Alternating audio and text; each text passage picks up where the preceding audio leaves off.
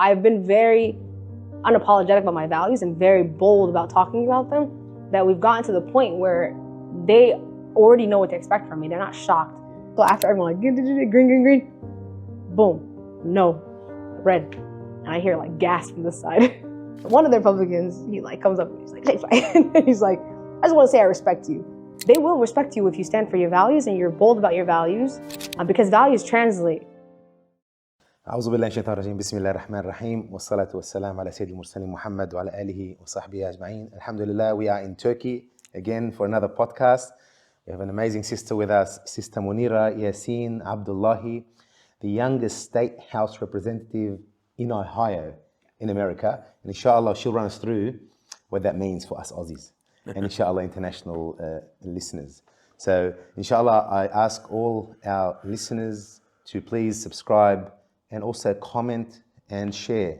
So inshallah, we can grow this channel as much as possible to get to as many brothers and sisters around the world, alhamdulillah. Assalamu alaikum, Sister Munira. Welcome to the Safi Rose podcast. We had to meet in the Turkey to be able to do this, subhanAllah. Yeah, it's been on my bucket list since I met you guys 2 days ago. We got lucky and we ended up in the same transfer van to come here, subhanAllah. Alhamdulillah. Alhamdulillah. So this is your success story. Alhamdulillah. So we'd love to know more about your story. So start us off. Where did your aspirations to politics start? Maybe we can start with that one. Oh, you know what's crazy? I never had aspirations to politics per se. I had aspirations to do something great for the ummah, achieve power, whether that be through politics or whatever it was. And I think this started like, I don't know, maybe middle school, where I was studying the seerah, the stories of Umar radiallahu anhu and the Sahaba and the Tabi'in, and like how do we build a just society where we are in a prophetic way. So I didn't think I was going to be doing it in politics. I did a lot of work in like nonprofit. So I was working like with our youth departments. I was youth director for a long time in our local Muslim organization. And I just did a lot of organizing in that space. And then subhanAllah, politics just kind of came about. I think I started learning more about, international politics and the state of the Muslim Ummah around the world. So I studied international relations diplomacy, trying to figure out where do we go wrong? How do we fix this? And then I realized at some point along the way that our responsibility to our local community is more important, actually. It's our amana as Muslims in whatever land we are, to achieve justice in that space as well. So I started organizing locally around police brutality, economic justice, social justice, and then people just started asking me, why don't you run for office? Yeah. And it just started happening like everywhere. How old were you when you first were asked? What was that age? 25. And I'm like, okay, I started thinking about it, and then I realized maybe this is Muslims Allah or non-Muslims? Both. Yeah, and so I was like, maybe this is Allah trying to tell me something, and this is where I'm supposed to go and lead. And I talk about leadership, and I talk about representation, I talk about leading prophetically. So why am I not modeling that in a space where it feels like it can't be done? And I'm like, it can be done, because Islam has the answers, has a framework for almost everything, right? In every space. And so I decided, what the heck, why not? let me try it. Can I ask a question? You touched on a topic that I'd like to dissect. That you mentioned that Umar radiallahu anh was an example. From a female perspective, do you guys look at the male representative of our deen like Umar, Uthman, Abu Bakr, or do you constantly look at both? Because I've never actually thought about that, because as a male, obviously we look at, obviously, mashallah, we've got female representation, don't get me wrong, but as a male, you tend to flock to these kind of personalities. Umar being obviously the stronger, Abu Bakr the softer, but different leadership, different ways of dealing with things, They both inspire you in different ways. Yeah, but I just wanted to know from your side, because you did mention that they are part of your, inspiring. Do you also look at the female leads and It's so interesting, because I think, I don't know if I'm the example for all women, but that's okay. I think it's probably because I was raised very, very much like the man of the house almost. I'm the oldest. I'm the oldest. You're the oldest.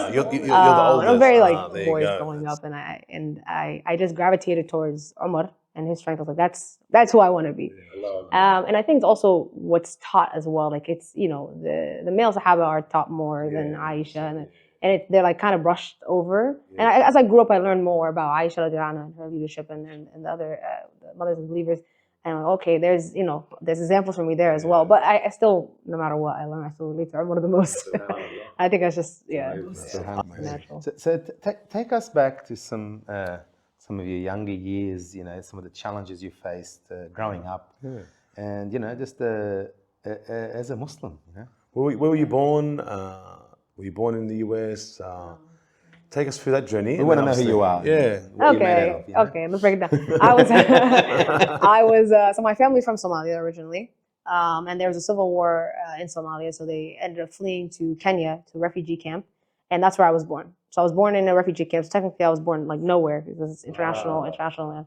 I don't have a birth certificate. Fun fact, birthday's wrong on my ID. Like many immigrants, my grandma got the D wrong. That's majority of us. Oh, they're trying to make us older so they can get that benefit. Yeah, exactly. Luckily, she got the month right at least. I'm not January 1st like a lot of people. So I was born in a refugee camp, and we lived. I don't remember those days because I was only like 1-2 years old. And then we moved to America when I was like 2.5, 3 years old. We moved to Salt Lake City, Utah, Mormon country. So we lived there for a little bit. I barely remember it. Do you know why the US? There's like sort of a lottery system, and different countries were taking in refugees and asylum seekers. And my family had the choice between the US, so I think the camp they were in, or the tribe that they applied as, was being accepted to the US at the time. And then my mom's side of the family being accepted to New Zealand. So she kind of had to choose between it. And she was like, all right, we'll go with my father. My father really went to go with his whole family. So she ended up coming along, and we ended up coming to America. And Utah was a specific state that was accepting people at the time. So we went to Utah, Salt Lake City, Utah. So we were there for a while. How was that for your mum and dad going? They didn't speak English. They were very young as well. So my parents were like in her teens. So my mom was like 17 when she had me. My dad was like 19. So they were very young and moved to a new country, trying to learn the language, trying to navigate, trying to raise their children. So it was very difficult for them. And as the oldest, a lot of responsibility fell on me, of course, to help them navigate as well. Like, kids learn the language, like you're doing the applications, you're like, showing them things, and helping raise my younger siblings. I'm the oldest of right now 8. By the time we moved to America, it was 2 of us, and then one of my sisters was born in Salt Lake City, Utah. Then we moved to Ohio when I was like 4 or 5 years old, and the rest of them were born in Ohio. So it was definitely very difficult for them. So take us to your schooling years and some of these journeys like that shaped you. Yeah. So obviously you were put in a leadership role very quickly. Yeah. As growing up, because obviously, like you said, oldest, learning the language obviously quicker than your parents, and adapting to the environment of the US and navigating all that. So you were put in that role because you were the oldest. Put in that role definitely very quickly as the oldest, and I think a lot of eldest immigrant children can relate, especially eldest daughters. There's a whole like trope about eldest daughters, whole psychological research on eldest daughters, and what makes us insane, but also very strong leaders. So we moved to Ohio, and I went to my schooling in Ohio. My parents were very passionate about education. And so I remember, like, even before I was able to start school, my mom was like, you guys are going to learn how to read before you go to school. So she was teaching us how to read. And alhamdulillah, she realized we're very fast learners. So she's not pumping the brakes. She's like, okay, you finished this, so we'll do 5, 6, 7, 8 lessons a day. And we got to elementary school or kindergarten, I remember, and my classmates were learning like ABCs. And I got really bored, and I stole a newspaper. And I was reading a newspaper, and my teacher was like, surely you're not understanding that, are you? And she like, read it for me. And I read it for her, and then she was like, okay, let's get your parents in here. And she called my mom. She took me to the principal, called my mom. My mom thought I was in trouble because I was very hyper. I used to get in a lot of fights when I was a kid in the playground. And she thought I was like, what does she do now? And they were like, this kid cannot be in this class. Like, we can't accommodate her. And they tried to send me to a different school, actually, to a gifted school. And my mom was like, I've seen on TV kids who go to those schools become crazy. I don't want a psychopath. And so she's like, she's going to stay here, but the concession was like, she'll skip grades. So I ended up skipping a couple grades. And just, alhamdulillah, after that, school was a breeze for me.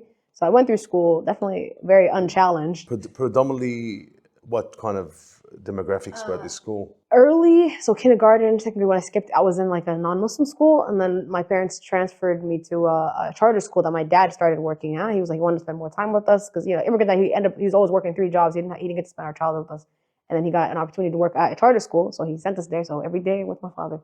So I went to a charter school, it was predominantly Muslim, and predominantly Somali as well. Oh, wow. For elementary school and middle school, and then high school it was a non-Muslim school. Oh, wow. And did you stand out in the schools from the start? In my elementary school, Yeah. alhamdulillah, like, school was very easy for me. So I've never top of the class, alhamdulillah. Very unchallenging, I will say. I think a lot of especially it was really interesting having my father in the school as well.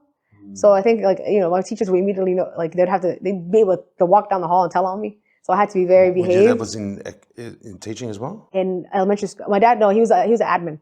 So they could just go walk up to the admin desk like, get your daughter. So I had to be I had to be very well behaved. And at home, I tell you right now, I was not well behaved. I was very rebellious child, subhanAllah, but very a lot of questions, very stubborn, inquisitive. Definitely debating a lot with my parents, but school was alhamdulillah, it was a breeze. And then high school was an interesting time coming from a all Muslim school to like there's only 3 Muslims in the school. The culture shock was very interesting, very interesting. Do you think being in an Islamic school had protected you from the West mentality?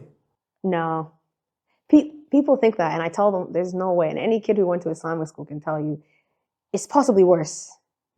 I don't know what makes it worse. I've been thinking about that a lot recently, and at the time, at least, I don't know how they are now.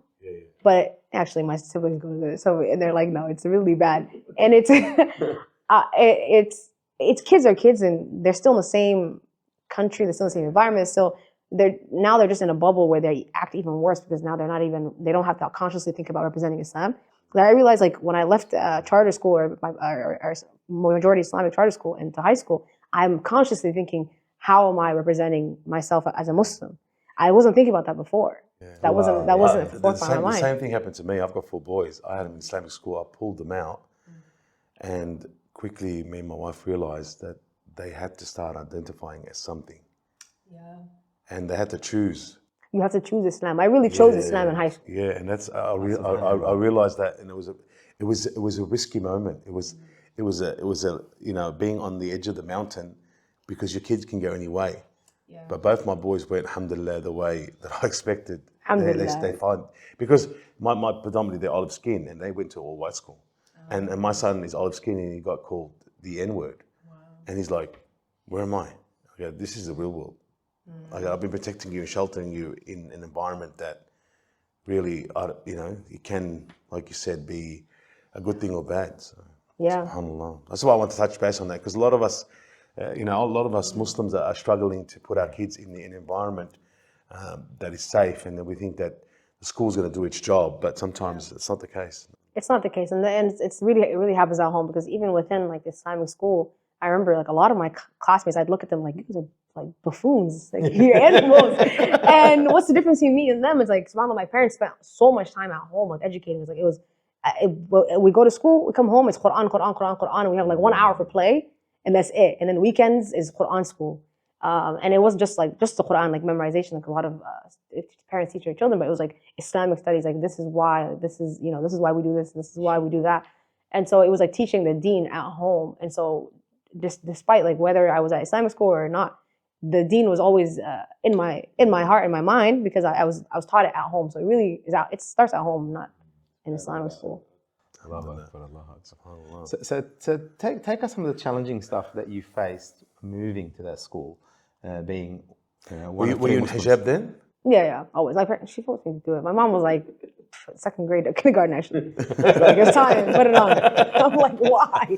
I literally was debating. I was like, why? I used to take it off like on the way to school and then put it back on the way back home. And I remember one time I was walking back home, and then as I'm putting it on, she's waiting outside, and she's like, okay. And she saw me. She caught you. She caught me, and then she sat me down on the stairs, and then she's like, let's talk. Let me tell you why. Like I tell you to wear this. and she explained like the purpose, the importance of the hijab first, and then secondly, like what is expected from me of me when I grow older. It's like it was starting like off now because one, you're an intelligent young woman, like you have the capacity to do it, and then two, you're going to have to wear anyways, and it's something you do to please Allah, and it's not. Are you doing it to please me or Allah? She also talked about that, and that really hit me. I was like, oh my God, that's so true. Like I'm taking it off at school, but Allah's with me at school, and I'm only worried about you. And so that really hit me, and I was like, that's kindergarten. And so ever since then, I never took it off. Never thought about taking it off. Well, So. so you clarified your intention early. Very early. Very early. She had no choice. No choice. No, we get people at 22, 23, somehow clarifying the intention that way. You know, at the retreats we're talking about, you know. It's Yeah, I got lucky with my mom. So I want to touch on a topic. You said that you actually accepted Islam in the sense of doing it. Like doing everything, 100%. When was that in high school? You said. I would say when I say like in high school, I mean like 100%. I remember I used to struggle with like salah. I mean, that was very hard for me. We never had the salah talk. So I was like, it just, you know, this is why you do salah. And like my parents, if you're not seen praying with the jama'ah, and it was very difficult for me. And then in high school, I feel like I started thinking more about religion and with relations to other religions. And I started researching other religions as well, and just started just for like understanding and clarity, like why are they following that and they're like so confident, and I'm following this? Like what's right? I was very obsessed with what's right, and so as I researched more and more, I was like, okay, this is definitely the right one. I don't know what y'all doing, and that's why I decided like this is 100,000%, like, without a doubt, this is the correct faith, and this is the right one. And I'm going to put 100% in, and that was high school. MashaAllah. She touches on a great topic in the sense of when you actually start really saying, I believe, you do that. You go and have a look, you know, at the Jewish faith, you look at the Christian faith, you look at the Orthodox faith, and then you actually instills more belief in you because 100%. Because subhanAllah, because you haven't got anything to compare it to, because all your life you've heard A, B, C. Yeah, this is just what my parents told me to believe in. It sounds right. I've honestly felt like a hypocrite before. Like when I chose to really dedicate myself to Allah subhanahu wa ta'ala, I went and learned about the other faith. Because I wanted to know both arguments. I didn't want to be this hypocrite that follows what my dad and mum said. You know what I mean? SubhanAllah. So I really wanted to understand the other faith. So I really read up a lot about the different faiths. Purely to understand, because I say you don't really know the argument unless you know both sides of the argument. Yeah. You know what I mean? So subhanAllah, that clarified it. It was very important. For winning arguments is also very important. I was like, if this Christian kid comes to me and tells me, why do you believe this? What am I going to say? And how am I going to refute him? I don't like not having all the answers. So I was obsessed with researching. I was like, no matter who comes to me, I don't care how much they know about their religion, I'm going to know more. So take us, being one of three Muslims in a school. What would be, you know, the biggest challenge that you faced as a youth? You know, give us the story of that like the darkest moment you had there at school. Yeah, SubhanAllah, I don't know if this is like the right answer for you. I don't know if this is the answer you're looking for, but I didn't really engage myself that much with with the school. Like I went to school, I did my school work and whatever I needed to do, but it didn't go beyond the purpose of school for me. Wow. How'd you do that? Oh wow! How'd you do that? I don't know how. It's like so. So school was like because you know you look at the West and you look at you know the 901 and 210. Oh yeah, maybe because my school was a little different. It was a very nerdy school. It was like humanities based. We didn't have any sports. I was very mad about that. I wanted to do soccer so bad, and we didn't have any sports. It was academic based. Yeah. You could do. So you didn't have any cool kids there. Pretty much. Pretty much. We're like the smart kids. Very humanities based. It was very educational, like very humanities and intellectual school. Like it was like one of the best schools in the city. And so focusing on academics was pretty easy. In my last 2 years of school, I got to do career center. So I did half part-time there and part-time at career center, which is another high school, but it was like based off of career. So I did like medical assisting. That was more of a high school, but still I was like, this is not for me to invest in. I was going to get my work done and get out of here.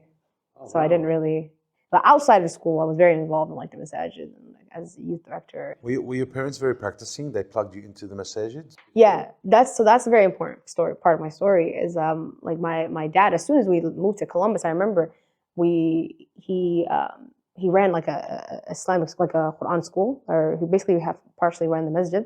And the reason why this is actually so funny, my parents sent me to Duksi, the madrasa, and they have very, they're young, they have very progressive beliefs or ways about doing things. And I remember I got like whooped one time at the madrasa, and I came back home. I was really young, and I was like, oh my god, I just got hit today. My dad was like, absolutely not. This is not how we do things. That's not how students. That's not how kids learn. That's not our philosophy. Pulled me out of school. He started his own. Wow. Yeah, he started his own. And subhanAllah, when I tell you, like, most kids, like, punishment is to go to madrasa. For me, punishment was to stay home. My mom would be like, you're not going this weekend. Oh, I'd be so angry. It's so sad. And so, like, he really, like, he equipped it with, like, teachers who, like, actually loved the students and loved teaching Islam through the lens of, like, Islamic studies, Islamic history, the seerah, and not just memorize 50 pages or else you're going to get beat up. And so it was. That's a doer then, huh? He's a doer. He started that masjid.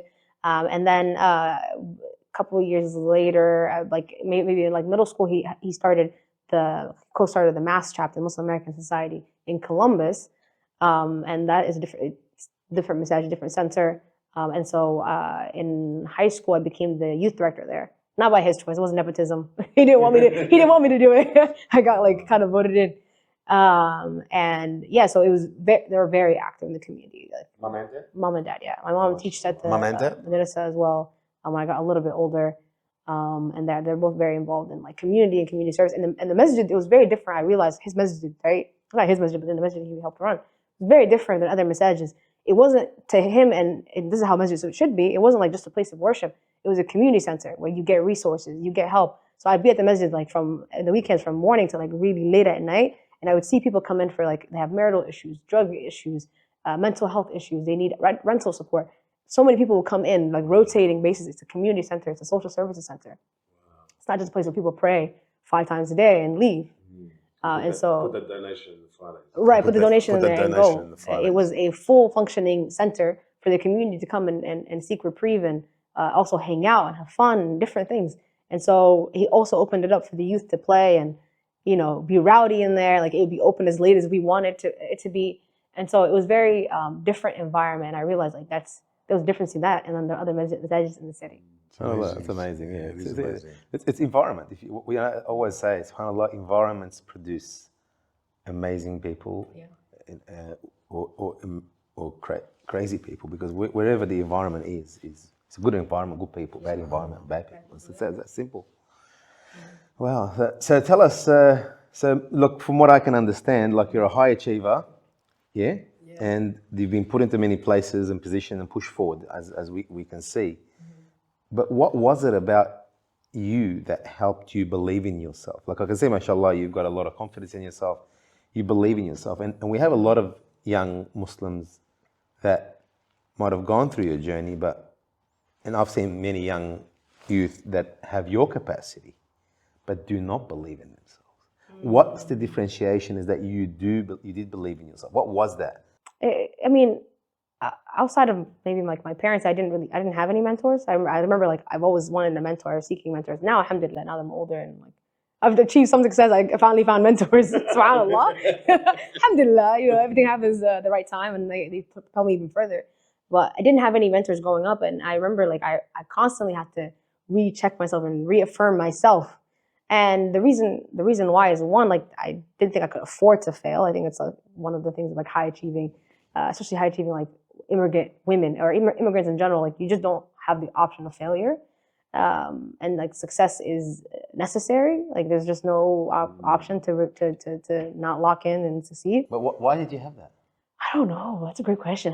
That's like psychology. That's like therapist question. No, I felt like I have no value if I'm not successful. No, like serious. Like literally, I think it's like it definitely is.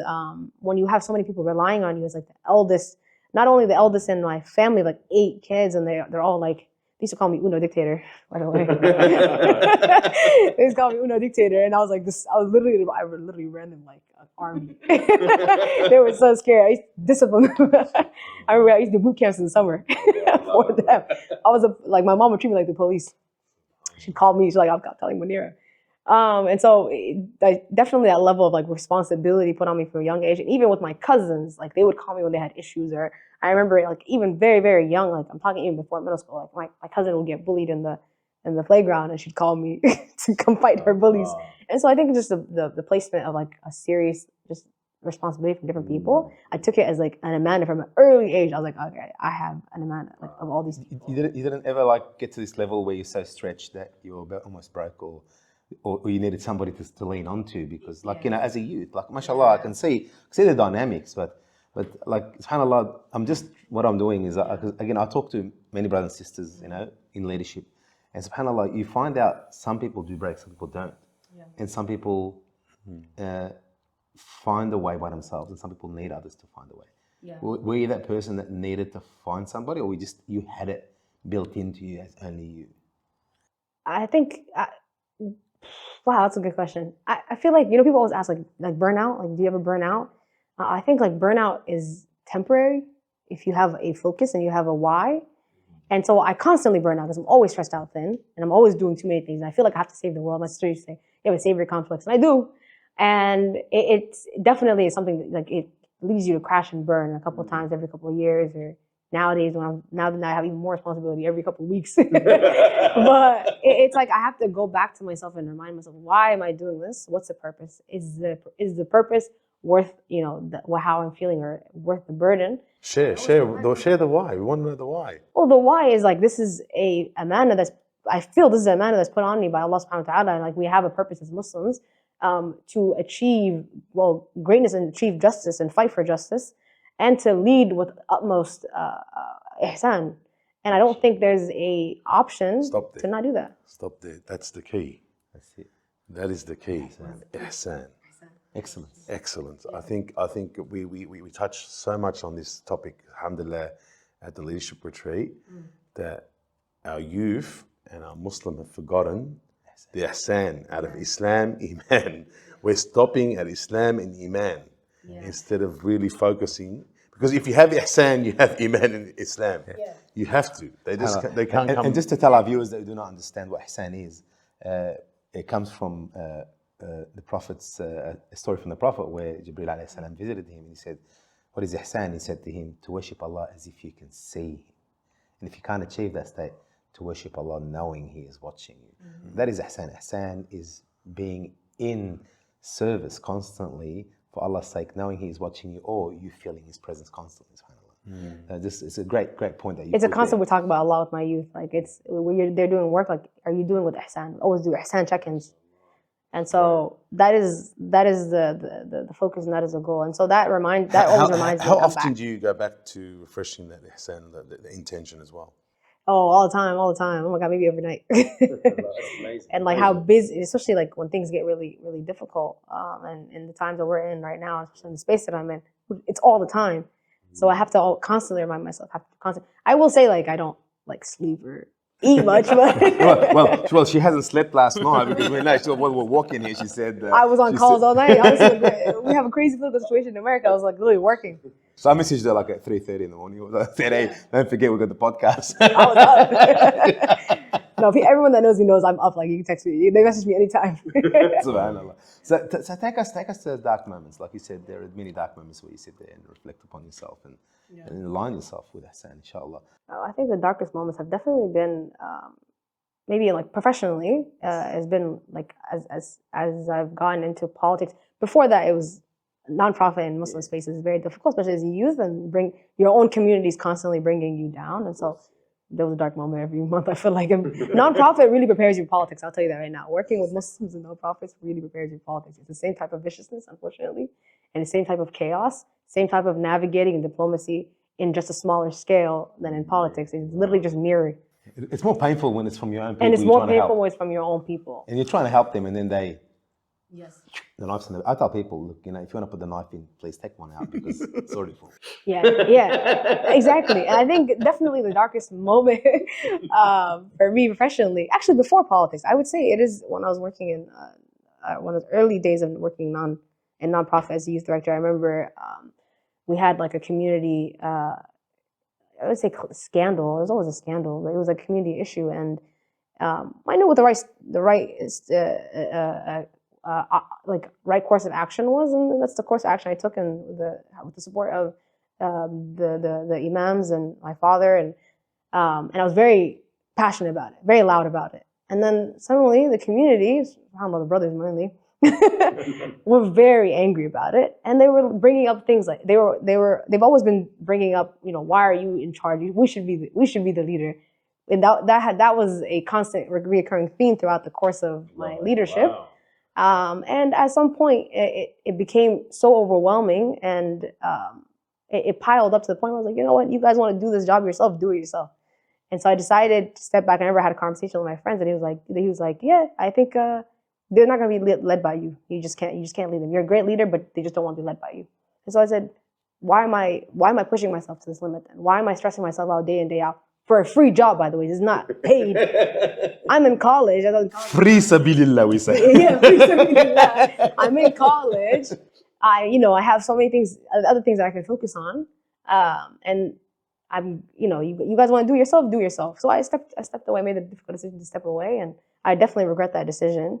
SubhanAllah. And by the way, none of them did it. Every program fell apart and stopped. And it was empty, like no program. I'm not even joking. Not even a single program was left until I came back, which is 4 years later. Allahu Akbar. How was that 4 years for you? Sorry, because that would have been empty. I just focused on work. College, I was struggling with illness. I got diagnosed with diabetes, type 1 diabetes, so I had to work full time and go to school full time. And I was married at the time. I'm no longer married, but I was married during college, so I was very busy with life. And I just focused on life, and there was definitely a hole. It was a void. Like I was in the grind. I was literally just grinding, but there was a void. I wasn't working for the sake of Allah anymore. I tried to get involved, like the local NSA, and do things in my college, but it's not the same. Well, touch that one, subhanAllah. It's amazing. SubhanAllah. We have so many knives in the kitchen. Yeah. Most are blunt, but all these knives believe that they're sharp. Yeah. And the problem is that they put down the sharpest knife because they can't face the fact that, they're not as sharp as that. And subhanAllah, they remove amazing leadership purely so they can feel more comfortable with themselves being mediocre. And I've been in that position where, you're that sharp that you make them look bad. And I've had people come to me and say, brother, you're making us look bad. Slow it down. It's like, what do you mean? That's happening right now in politics as well. Like, and it's going to happen. It's going to keep happening, yeah. And I think, subhanAllah, and I think, as you said, when you're doing ihsan, you're doing it for Allah's sake. Yeah. You say, Ya Rab, you are the one that opens the doors and closes the doors. I'm going to do my best no matter what.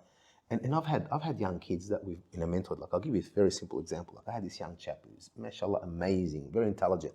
And he got his first job, and he goes to me, they handed me my first project. And he goes, they told me to hand it in, by Friday, and we're going to assess it on Wednesday, and this, that. And he goes, I just finished it in 2 hours. And he goes, what should I do? I go, go to your director and tell him I've done it. He goes, so the director, went to the director and he told me off. He goes, I told him I'm done. He goes, you this, that. He goes, listen, I haven't got wasted my time with you. He goes, go check it properly and I'll check it tomorrow morning. So he called me up and he goes, he just gave it to my wife. I said, doesn't matter. I said, did you do your best? He goes, yeah. So he came back, he goes, I checked. He goes, tell me to double check it. So he double checked it. Then he gave it to him in the morning the next day. And he goes, and then in the first meeting of the business, they go, we got a record. First time ever, a young chap who's come into the business and done a project in a single day. Never happened before. So that pushed him to be sitting next to who? The director. Wow. And then he was mentored by him. And anybody else would have said, you know what, I'll take that week. Everybody's given me a week. You know what I mean? But to do it with ihsan, knowing your capacity, why slow it down? And I think a lot of our brothers and sisters, wallahi, they slow it down because they got to fit in. You know what I mean? Yeah. And subhanAllah, he wanted to fit in, but I said, that's not our way. But that's the ihsan that Abu Bakr and Umar were fighting over. Yeah. You know what I mean? They were fighting. Everyone knows that they didn't agree to a lot of things, but they were fighting in their sand, in being the best they can be for Allah's sake. Yeah. And I think we've lost that as a community, some of us, that would, like you're saying, that we'll dumb ourselves down and not give the best of us. Why? Why should I? You know, because of the why. Yeah. You know, where's Allah in the equation? You know what I mean? So. Yeah, I've definitely learned my lesson. Like that was very. We're not giving up. I'm not giving up. We're not giving up. Okay, I give you. No, like 120% of the day. Exactly. I'm No, not going like anywhere. I came back. Like I'm not even kidding. I came back. I was like, with a whole different mindset. Like, this is the work that we're doing for the sake of Allah. Like, and I'm going to do it with ihsan. And I'm not going to let anyone stop me as long as I'm doing it the right way. And I, you know, came back and subhanAllah, like I took on the board. Changing the board. I removed every single one. Removed every one of them. I removed every single one of them. Different. Like it's, and I'm in. Now I have a mindset of like this. You know, we have a job to do. We have a goal, and we have work to do as believers, as Muslims, as people who are trying to do good. And we shouldn't let anyone stop us. And we should find a way, no matter what, like, to get to that goal and to achieve it. There's always a way. And I've learned that way can also be less aggressive. Like I will admit, I've been very aggressive in the past, and I've found the wisdom of doing the Abu Bakr way. And my mom used to say, like, you need to be a little less Umar. You need to be a little less Umar and a little bit more Abu Bakr. I remember, and I started internalizing that. A little less Umar, a little more Abu Bakr. But subhanAllah, look at Umar radiallahu anhu. When he took leadership, he didn't eat any meat. So he changed his personality type, you know, because the thing is, he's fire, you know, his personality type is the fire type, you know what I mean? So he had to calm himself down. He had to calm But himself not down. only Yeah. that, Abu Bakr radiallahu anh, as the leader, he had a strong He had to toughen it, defense yeah. army leader, a strong leader, where Umar radiallahu anh had a soft army leader. You can't have a strong leader and a strong army leader. You end up disaster. They understood that. So subhanAllah, having a leader that's hard, you need a soft system. Because, like you said, people want to hang around. They don't know who to go to. At least the ones that can that are, you know, will need the soft approach, so they'll go to that person to the soft approach. Yeah, and there's a lot of wisdom in balance. So I found that wisdom in balance, and balancing like being assertive and being like more gentle. And that approach is really working. I think learning diplomacy in school has really taught me that, and then learning more about the seerah and modeling the seerah of Prophet Muhammad Sallallahu Alaihi Wasallam in every capacity. Before I took office, I took a seerah class. I was like, I saw Miftah was doing a seerah intensive, like 50 something hours of seerah. Something like that, or 40 something. It was long. It was like 7 days, like 7-8 hours every day. And I was like, I need that before I go into this space. Like I need that guidance, and because the seerah is the blueprint. And so I took that class, and subhanAllah, like every single day, like I was finding examples, and like the Prophet Sallallahu Alaihi Wasallam's life, every single action he took is an example of leadership. And if you have a problem, you can find it in the seerah. You can find a solution in the seerah. Every single problem is crazy. I haven't seen anything yet that I can't find a solution in the seerah. And so I definitely advise everyone who's in leadership, doing anything, like just learn the seerah, and you will find a blueprint for whatever you're going through in the seerah. Yeah. So take us to politics. Take us. No, before we take us politics. I want to know. Before you take us politics, I want to know, you said you got married at high school. Yeah, we got married like 19. Okay, young. So tell us a bit about that. Can I go dive in there? I know you don't probably want to go there, but because a lot of our sisters get married for the wrong reasons. Some do get like we no, some marry to get, you know, out of home. I'm free, and they're like, I'm not so free. Escape. So can we touch base on that? Sorry, I don't have to pry on your personal, but Yeah, no problem. Like I got married out of high school. I was somebody in our youth group, and I did get married. Primarily, well, one, to get away from fitna. I was like going to college, like getting out of high school. I thought if high school's like this, college is gonna be worse. And also to get out of the house. And so I got married, and alhamdulillah, it got me through college. It was good partnership. Learned a lot of life lessons, and learned a lot how to deal with people's feelings as well in marriage. I feel like I said, like Uno dictator, like I didn't have to think about my sister's feelings like that. SubhanAllah. And I think marriage is what softened me, honestly. One of the things that made me start thinking about people's like emotions and being more gentle. Marriage is what taught me that. because I was a lot more aggressive before marriage. So alhamdulillah, it taught me how to be a lot more sensitive and compassionate. And yeah, it was a great life lesson. I mean, no, it's always undoubtedly. No nasib, as we And say. I honestly say, subhanallah, and I've gone through this with many powerful sisters. So sisters that are capable and are a powerhouse find it very, very challenging to find a husband to really sort of connect with, because the problem is the men, they have that innate belief in themselves that they're going to be the leader, they're going to be there. You know what I mean? And what happens is there's a clash. And how do you, and subhanAllah, I've had sort of marriage discussions, brothers and sisters, especially powerhouse women. We have a lot of powerhouse women within our community. And how do you really reconcile that with a male? And he has to understand his position as well, but he needs to know that he has a powerhouse woman too. And he has to support her. So we've sort of had these discussions. 100%. You know, wallahi, you know, and it is a challenge. You should have married an Abu Bakr, not Amr. It wasn't Amr. That was a joke. If you, I'm sorry. Hey, it was more like a, I feel like it was very soft. It was much softer than I was. Yeah. Yeah, but you need that, subhanAllah. Yeah. Anyway. So tell us about politics. Tell us about your journey in politics. Yes. I really want, I'm intrigued. What's that badge there? This is my House member pin. It says the Ohio House of Representatives members. They say this is a real diamond though, but I don't know. I don't think they're telling the truth. I doubt. I don't think the Ohio House can afford that. It is the most corrupt state house in America, allegedly. Wow. Corrupt. In what way? Oh, our last Speaker of the House, he presides over the House, and he went to jail for a $60 million bribe. $60 million bribe to give a energy company a $4 billion bailout. And many of the members voted for that bailout. And many of the members are implicated in that. Aside from that, it's a supermajority. So the majority caucus, right now the Republican caucus, has no checks and balances. So they do whatever they want. There's no like structure. There's no rules that we follow, or even the rules that we're supposed to follow, they're not really followed. So they just do what they want without the consent of the people, without any consequences. Nafsi, so corrupt. And so it definitely, I think it's reaching its time of reckoning, though, of people really waking up due to a couple of policies that finally got people to just like go, oh my God, okay, they're actually like trying to take our rights. And so I think it's, inshallah, I think people are going to turn the tides and flip them over. We have really bad maps because our maps are drawn by politicians, and they're drawn by Republicans. So they obviously will draw the maps to benefit them, so that no matter what they do, people can't really vote them out because they made the system, they rigged the system. You can't break the system. So we have an initiative right now where citizens are trying to achieve the right to draw their own maps. So how big is Ohio?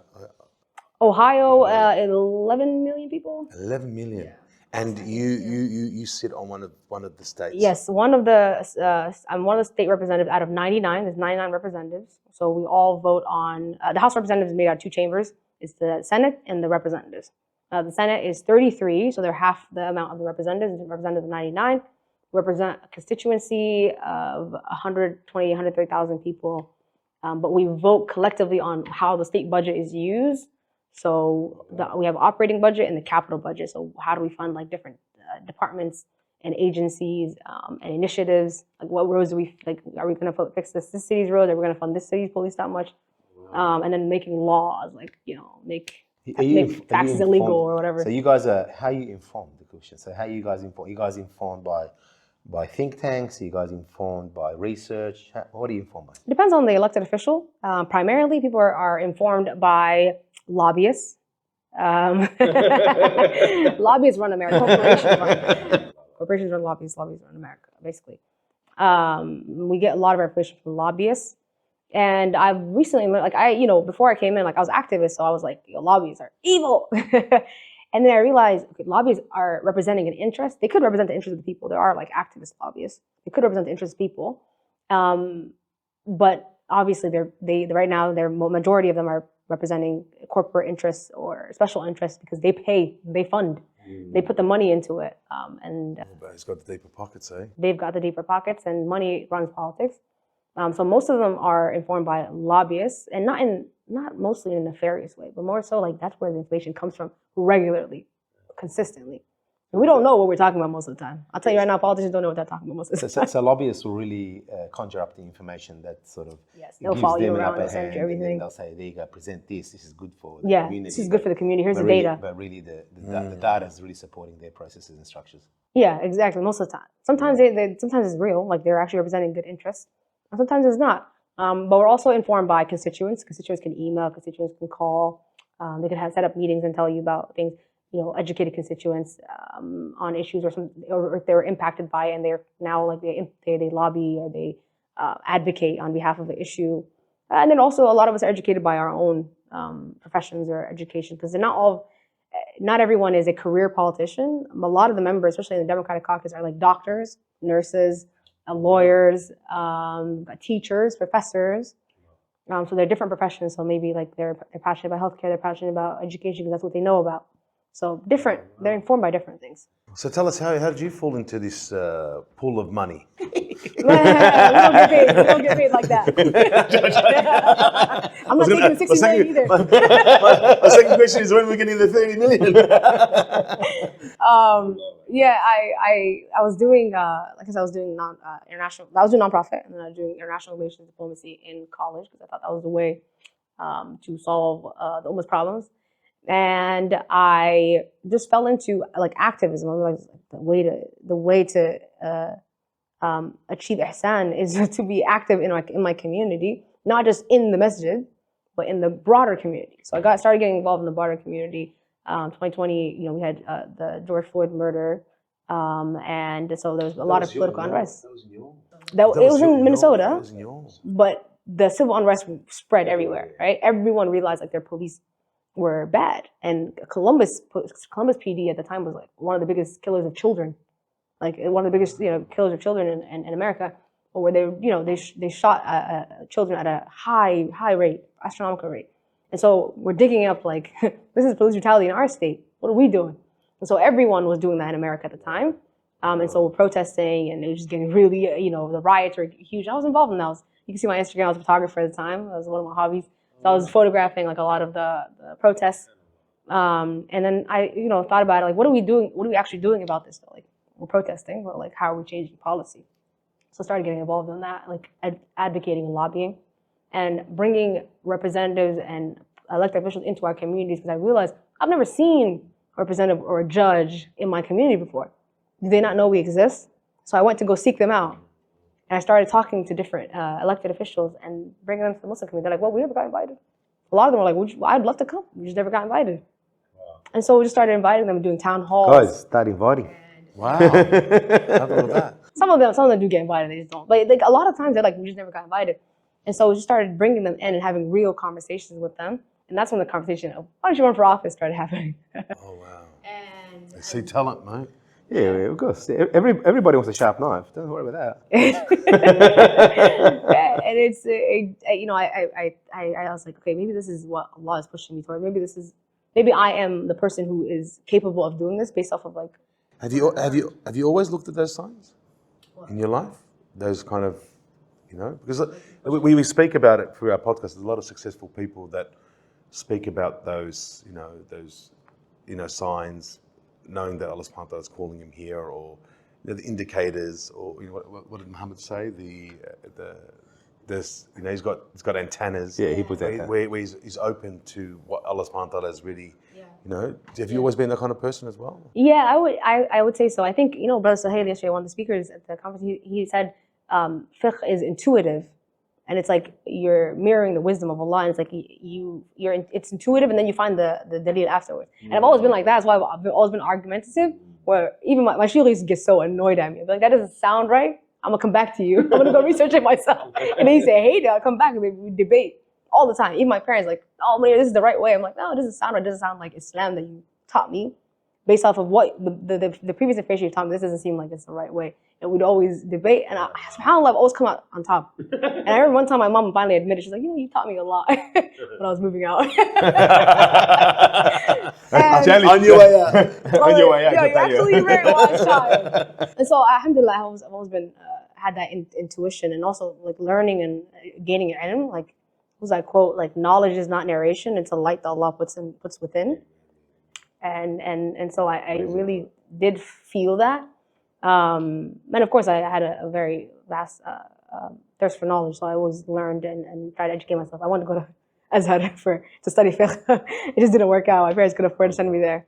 But yeah, definitely, I think that antenna was always there. And so I started just connecting the dots and say, like, I have vast knowledge of the seerah, and for what I have, vast knowledge of fiqh as a non-traditionally studied student of knowledge. And I've been in the community this long, and I understand the intersection of politics and Islam, like the ethics of it, through an Islamic lens. And so, and then I'm also a leader, quote unquote. That's also a tricky situation. I'm like, am I a leader? Who am I to call myself a leader? That's always been something I struggled with. Like, am I being arrogant or humble, or am I being realistic? It's a hard one. Yeah, it's a hard one. It's a hard one. Especially in our community. Well, yeah, it's tough, but I think like a lot of times that we should definitely be pushing our youth to be confident. It's not arrogance necessarily. Like you're being like, we're all leaders. I think the Dr. Tariq Sowedan was like 1% is followers. Like everyone can be a leader. So it's not arrogance, guys. You are a leader. So now you're in so the first Muslim to be in the youngest. I was the first Muslim to be elected in the Ohio House. There was another Muslim elected. He had a special, like, he kind of had a runoff. He won a couple weeks later. But I was first Muslim elected, first Muslim woman ever in the space, and only. I'm the youngest representative currently in the State House. How is that to be a hijabi walking into? Tell us that feeling, like. Yeah. So like walking into. It's crazy. What kind of did you get backlash? Did you get looks? Did you get, oh, what are you doing here? You should be in Saudi Arabia. Before I even got sworn in, I got an article like, is this the next Ilhan Omar? And they started calling me like, the whole article is a long expose, like it could be a terrorist, Muslim brother, like literally so many different things. Wow. And I was like, badge of honor, buddy. Like you to me talking about me must be doing something right. If Islamophobe is talking about me, it was a known Islamophobe, so I was like, it's cool. But in the space that I'm in right now, I think in the Democratic space, very much there's a lot of tokenism that goes on, and I'll take whatever tool I can get. If you're gonna tokenize me, I'm gonna take advantage of it. And so they're definitely like, wow, different, making history. So in that space is very much a lot of like, you're the gem, and so they respect me a lot and are very like cautious around me. Inside the State House, remember, it's majority Republican. Very much a lot of looks. A lot of interesting statements. I remember we got some statements like one of them said something, just some crazy things. Like he was talking about like modesty, but it was very skewed. And he was like, "Oh, you have a hijab bill. I'm signing on to that." It was the only Republican. The rest of them were like, one of them specifically said no because of Hindutva in his district, and I was like, "Great, good job for siding with the racists." But one of them was like, modesty. It shows. Modesty is very. Excuse my words. Like modesty is very sexy. It shows submission, and it shows like a submissive woman. It shows a woman that you could control. And I was like, this is not the point of modesty. He's like, and when he said sex, that's not the point of modesty. It's to look past the looks, and to see a woman for who the person she actually is. And so like definitely a lot of weird comments, and I think. In the beginning, they did not know what to do with me, and I had to really navigate a lot of conversations and step up and start talking to people. And I realized, with a lot of racists, like they don't see you as a person until you start talking to them, and then you start talking to them with their accent and their own like mannerism. They're like, "Oh, you're a person. You're an American. You're human." Yeah. I remember I used to do sales, and one person was like, "You're so American. It's amazing. How did you get like this?" Like, I'm American. Like, I was raised here, dog. And I've learned that from a very early age. Like, sometimes it's just a barrier, a subconscious barrier. And I always try to start first by breaking that barrier without having any of my own, like, I'm not angry about it. I'm just like, they're ignorant. They have a barrier. Let me try to break it. I like that. And some people you can, some people you can't. I like that. I like that. We do that. We always have to approach knowing there's ignorance, and inshallah, Allah uses us to break that ignorance and enlighten them with some knowledge, inshallah, that benefits not only us but them. 100%. Subhanallah.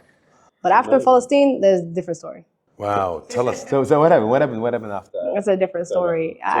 October 7th happened, and I think we were back on the House floor.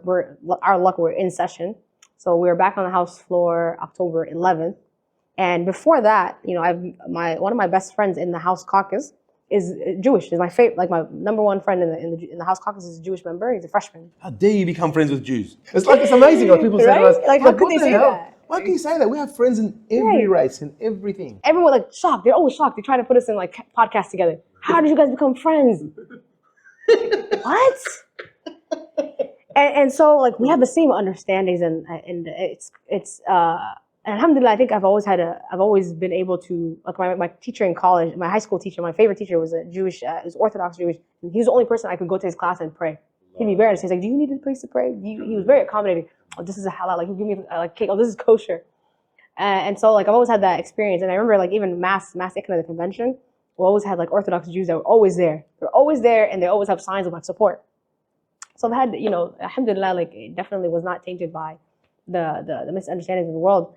And so my first friend in the caucus is a Jewish member, and after I told something, he immediately called me. We had a conversation about it, and I thought it was going to be a very difficult conversation, but we were very much balanced on the issue. We're mostly aligned. Of course, there's definitely going to be different understandings, but right before the House vote, he gave me a heads up, like there's going to be a caucus vote by the speaker. The speaker is going to bring in a resolution to unequivocally support Israel and condemn Hamas. And we had a long conversation about what my stance is. I know what your stance is already. It's okay. And we had a conversation about that, like strategy. And then my leader, the House leader, so there's a minority has a leader, not a speaker. So the House leader calls me. She goes, let's talk about your stance. I know what stance you have, and I just want you to know, like, we'll mitigate the risks together. I was like, we'll mitigate the consequences together. I was so shocked. I was like, what? How did we get here? And I realized, like, I've been very unapologetic about my values and very bold about talking about them, that we've gotten to the point where they already know what to expect from me. They're not shocked. They're not shocked. They're like, we know where you stand on things, and we know we respect it. We respect you for it. And subhanAllah, like the other member in my caucus, other Muslim, is not like that. And he's definitely has not reflected that. And so like, and there's a difference, you could tell there's a difference on the way they engage with both of us. It's a big difference. No. They will respect you if you stand for your values and you're bold about your values, because values translate, right? Values translate to everyone. And you can't be afraid. Cowardness also translates to everyone. Like they can smell your cowardness. They can smell it. Smell the blood. Like that. People don't like that. People don't respect that. If you're firm and you're strong and you're courageous about your values, like ultimately they'll respect you. So we had the House, the resolution come, and we always have a meeting in the Democratic caucus. Each caucus has a meeting, and they talk about how are we going to vote as a group, who's opposed, who's with it. Are we like, what's the number, right? Because we want to be prepared for these things. And they're like, Munira, I know you have a stance, so go ahead and speak. They let me speak on the caucus room, and I said my stance. I said, this is why I'm not voting yes with you guys. This is what I'm voting. I'm voting no because this is my conscience. This is history. And at the end, I was very scared, by the way, like terrified. Like I'm coming in as the youngest, the favorite. I'm going to leave in as the most hated. Like I know the situation. I know the reality. I finished my speech. I'm like shaking. And then the people start coming up to me and they go, thank you for that. Somebody said, oh, I thought I was, crazy. Thank you for that. Someone said, I'm proud of you for standing up. One of the members said, let me know if I say anything wrong during my speech. Like it's one of the other older Jewish members. Like, well, let me know if I say anything like, insensitive or wrong in my speech. They started coming up to me and telling me like, oh, I stand with you. Somebody told me, I actually voted no on another like anti-Palestine bill a while ago. I'm like, thank you. Please vote no on this one too. But ultimately, from like different pressures and lack of education, that meeting was only 15 minutes long. Everyone voted yes. Everyone voted yes. I gotta show you guys a picture. It's all green, there's one red. I'm the first name, Abdullahi, right? Red.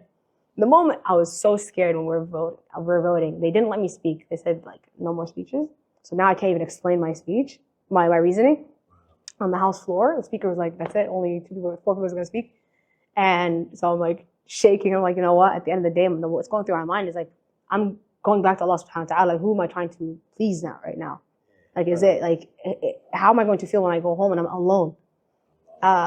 And so I was like, this is scary right now. I'm telling you, I was literally shaking. Everyone was like, oh, you're so brave. I was literally shaking. I was so scared. I don't know what the backlash is going to be outside of this space. Even my leader, she's like, there's going to be backlash. We'll work through it together. Those words are ringing in my head as well. And so, like, click the button, like, very terrified. Click the button. After, almost like also after everyone like, green, green, green, boom, no, red. And I hear like gas from the side, the Republican side. And they're looking at me like I committed violence. And I'm just sitting there, I'm like looking down, not looking at anybody. And we go on recess.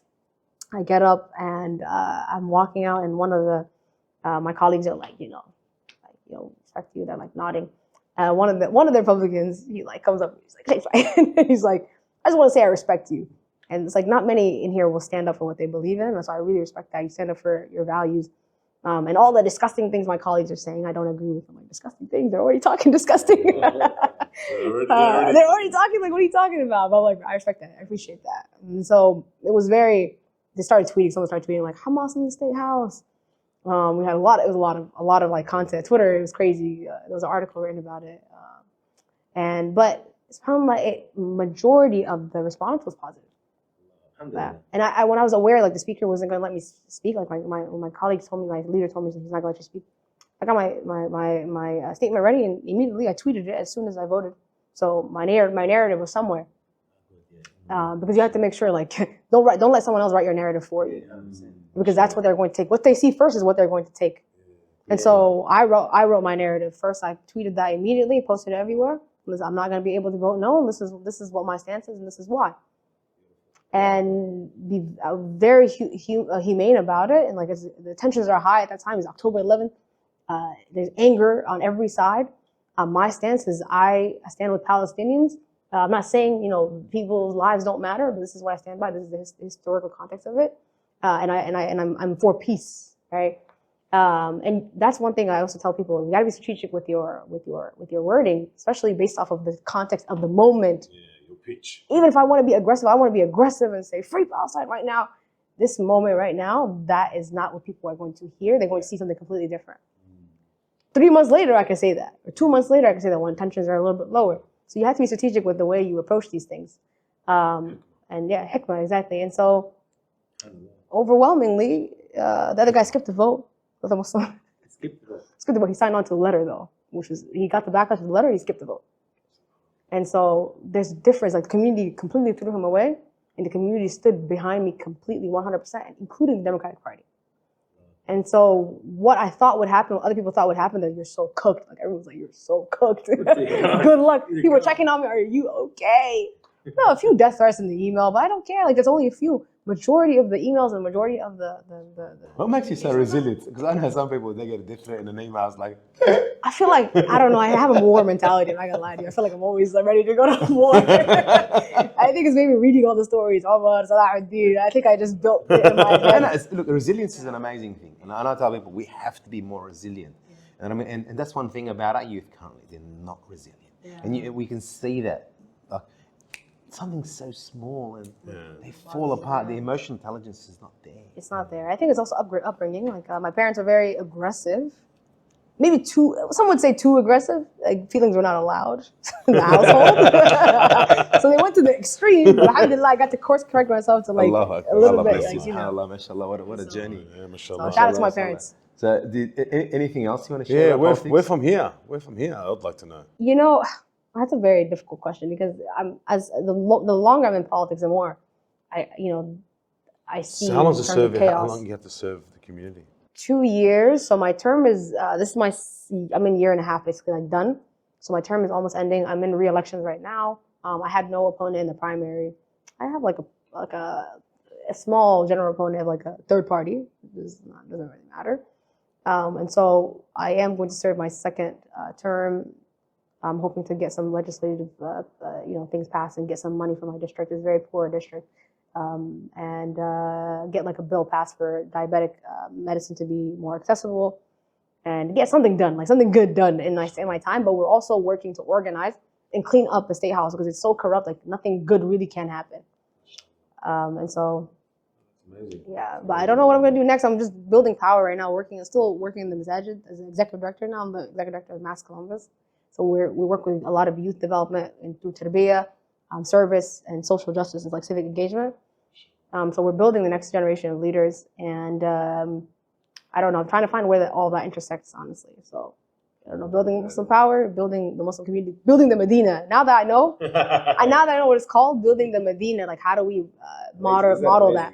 That was amazing. How do we mirror that? How do we model that Muslim civilization wherever we are and, Amazing. Isn't that amazing? and It's achieving a great and model, fighting yeah. for justice and achieving success for our own communities and also the communities that we live in. Exactly. 100%. Alhamdulillah. God Yeah. bless you, sis. Sis, yeah. So we normally finish the podcast on an I am statement. Oh, okay. And before you say that, I'd like to thank our listeners. Jazakumullah khair for listening. Please, please, please subscribe to the channel because it helps us grow further, and also rate our music channel as well. Also, please, please, please, any questions that you have for the sister, please put them down. We're more than happy to get them through to her and answer your questions. And on that bombshell, I am. So I am a servant of Allah and a servant for my community, and I aim to achieve ihsan in all that I do in every space that I'm in as a leader and as a servant of Allah and a servant of the community. Allah Allah, barik. Jazakallah khair. SubhanAllah, SubhanAllah. I think it was nasib to meet you. It was an You honor guys- to you meet you, guys as well. SubhanAllah. We're very May proud, Allah- mashallah, mashallah. We're very proud. May Allah bless you and Bless bless your them, yeah. family. We're going to shout out to mum and dad. They've done a good Shout job. out to mom and dad. An amazing job. May Allah bless them. And alhamdulillah. Thank And you. sisters too, you guys were part of it, you know, I mean, all the family. Don't worry. Yeah, I know. Even though she's the Shout out to my oldest. sisters. They really hold me down. They keep me real. Assalamu alaikum, everyone. Thank you very much for listening. Inshallah, look forward to producing more content for you. Wassalamu alaikum wa rahmatullahi wa barakatuh.